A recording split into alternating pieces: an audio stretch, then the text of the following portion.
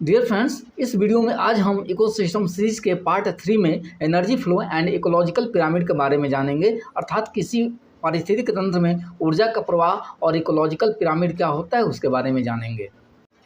किसी पारिस्थितिक तंत्र में एनर्जी फ्लो अर्थात ऊर्जा का प्रवाह क्या होता है। The flow of energy through living organism in an ecosystem, अर्थात किसी पारिस्थितिक तंत्र में लिविंग ऑर्गेनिज्म के द्वारा ऊर्जा का स्थानांतरण ही एनर्जी फ्लो कहलाता है।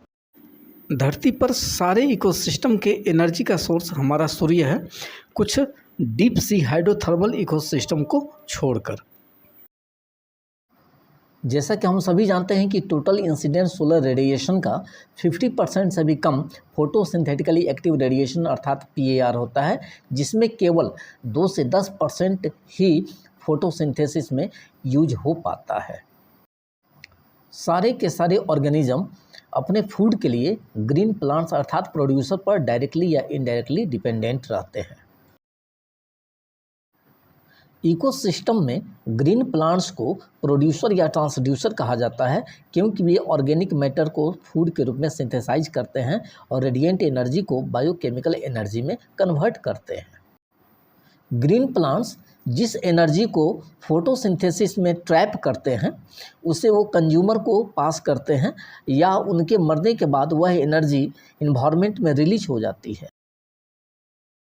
जितने सारे एनिमल्स हैं वे ऑर्गेनिक मैटर को अपने फूड के रूप में डायरेक्टली या इनडायरेक्टली प्राण से लेते हैं, इसलिए उन्हें हम लोग हेटेरोट्रोफ्स या कंज्यूमर कहते हैं।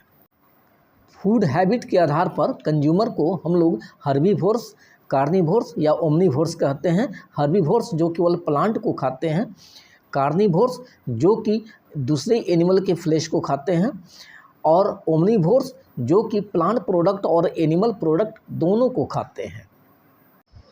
ग्रीन प्लांट्स एंड एनिमल्स के बीच फूड के ट्रांसफ़र के लिए बनने वाला चेन ही फूड चेन कहलाता है। A linear link between producers and consumer for the transfer of food is called food chain.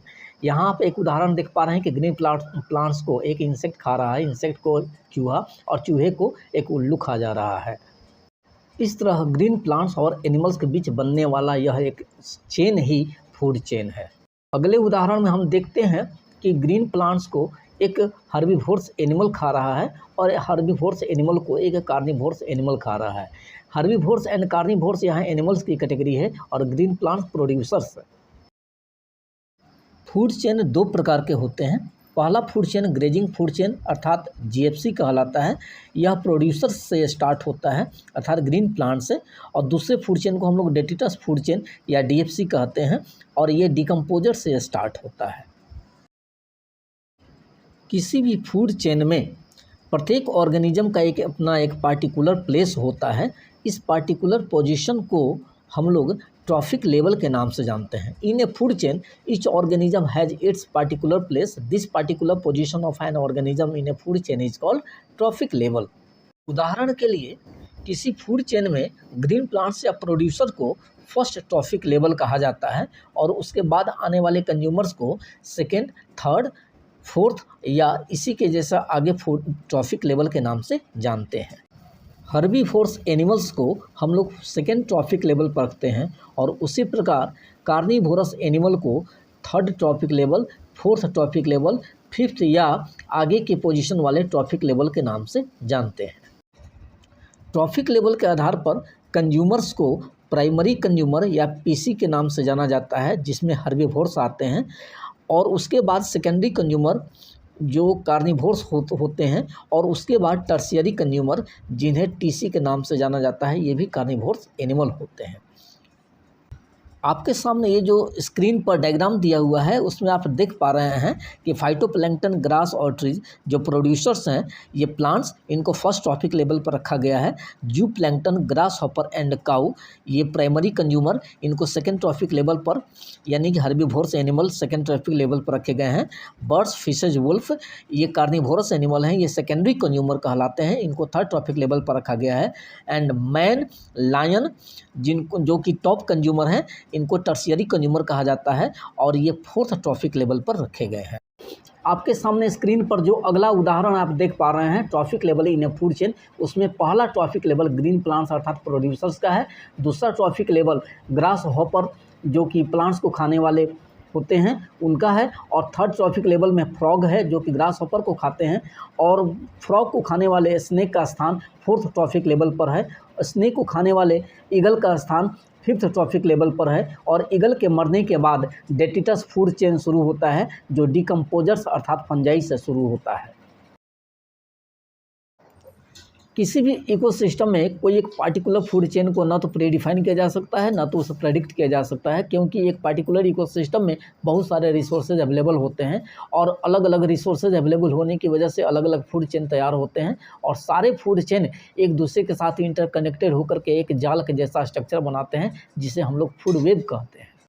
सामने आप अपने स्क्रीन पर 3 फूड वेब देख रहे हैं, अर्थात आहार जाल, खाद्य जाल, जिसे अलग अलग इकोसिस्टम से लिया गया है। किसी इकोसिस्टम में एक फूड वेब फूड के अल्टरनेटिव रिसोर्स प्रोवाइड कराता है। इस प्रकार से वह इकोसिस्टम के स्टेबिलिटी में हेल्प करता है, यानी कि किसी इकोसिस्टम में जितने अधिक स्पेसीज की वैरायटी होगी वह इकोसिस्टम उतना ही ज़्यादा कॉम्प्लेक्स और उतना ही ज़्यादा स्टेबल माना जाता है। इकोसिस्टम में फूड चेन और फूड वेब के थ्रू एनर्जी का फ्लो यूनिडायरेक्शनल या वन वे होता है, अर्थात from the sun to the consumers through the producers. There is decrease in amount of energy with the rise in trophic level, अर्थात जैसे जैसे हम किसी फूड चेन में आगे की ओर बढ़ते हैं अगले ट्रॉफिक लेवल पर, वैसे वैसे एनर्जी का अमाउंट घटता चला जाता है। किसी ट्रॉफिक लेवल पर अवेलेबल एनर्जी का केवल 10% ही अगले ट्रॉफिक लेवल में ट्रांसफ़र होता है और उसका 90% एनर्जी लॉस्ट हो जाता है। इसे ही 10% लॉ कहते हैं। Raymond Lindeman proposed 10% law in 1992। उदाहरण के लिए यदि हम प्रोड्यूसर्स और कंज्यूमर के बीच रिलेशन को देखें तो एनर्जी का ट्रांसफ़र इस प्रकार होता है। मान लिया जाए यदि प्रोड्यूसर्स के पास 1000 किलो कैलोरी है तो उसका 10% यानी कि 100 किलो कैलोरी हर्बीवोर्स को प्राप्त होगा, और 100 किलो कैलोरी का 10% यानी 10 किलो कैलोरी कार्निवोरस को प्राप्त होगा। This decreasing amount of energy checks the length of food chain, और यही कारण है कि फूड चेन बहुत अधिक लंबे नहीं होते। फूड चेन के हर एक ट्रॉफिक लेवल पर जो 90% एनर्जी का लॉस होता है वह हीट के रूप में होता है, और यह लॉस किसी भी ऑर्गेनिज्म के फिजियोलॉजिकल, मेटाबॉलिक और रेस्पिरेटरी एक्टिविटीज़ को कंप्लीट करने के दौरान होता है। जैसा कि आप सामने के स्क्रीन पर जो डायग्राम देख पा रहे हैं वह यही सिद्ध करता है। अगला topic ecological pyramid, Eltonian pyramid, a graphical representation of the relationship between organism at various trophic level of a food chain is known as ecological pyramid.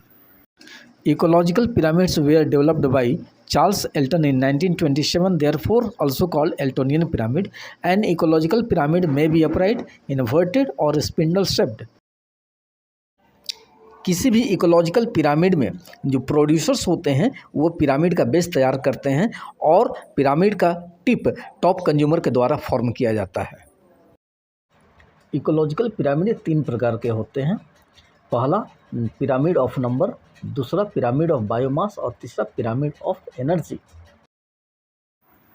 किसी पार्टिकुलर एरिया में, किसी पार्टिकुलर ट्रॉफिक पर जितने इंडिविजुअल ऑर्गेनिज्म होते हैं उस number के हिसाब से जो पिरामिड बनता है उससे पिरामिड ऑफ नंबर कहते हैं। यह जनरली अपराइट होता है, जैसे फाइटोप्लैंक्टन जूप्लैंक्टन को फीड करते हैं। लेकिन अगर एक जंगल में देखा जाए तो एक बिग ट्री बहुत सारे इंसेक्ट्स को फीड करता है, इसलिए यह पिरामिड इन्वर्टेड हो सकता है। आपके सामने जो स्क्रीन पर पिरामिड दिखाई पड़ रहा है यह pyramid of number of individual है। यह इकोसिस्टम में मोस्टली सीधा ही होता है। The pyramid of biomass. The pyramid of biomass may be upright as in grassland and forest ecosystem or inverted as in pond ecosystem. Grassland ecosystem या forest ecosystem में biomass का pyramid सीधा होता है, किंतु एक्वेटिक इकोसिस्टम में यह उल्टा हो सकता है। सामने की स्क्रीन पर देख पा रहे हैं आप, this is pyramid of biomass in grassland ecosystem. It is upright, लेकिन पॉन्ड इकोसिस्टम का जो पिरामिड ऑफ बायोमास होता है यह इन्वर्टेड होता है। Pyramid of energy, it is always upright because of loss of energy at each successive trophic level. प्रत्येक successive trophic level पर एनर्जी के लॉस होने की वजह से एनर्जी का पिरामिड हमेशा ही सीधा होता है। जैसा कि आप सामने के स्क्रीन पर देख पा रहे हैं, यह पिरामिड एनर्जी का पिरामिड है, जिसमें कि प्रत्येक सक्सेसिव स्टेप पर एनर्जी का लॉस होता चला जा रहा है, इसलिए यह पिरामिड हमेशा ही सीधा होता है। अब आगे चलते हैं limitations of ecological pyramid. Ecological pyramid की अपनी कुछ लिमिटेशंस हैं। सबसे पहले, it does not consider the same species belonging to 2 or more trophic level. Number 2, it assumes a simple food chain which never exists in nature. And number 3, it does not accommodate a food web. And number 4, it has no separate place for saprophytes in ecological pyramid. Thank you for watching. यदि आप मेरे channel पर पहली बार हैं तो कृपया channel को subscribe करें, बेल आइकन बटन दबाएं और वीडियो को लाइक ज़रूर करें।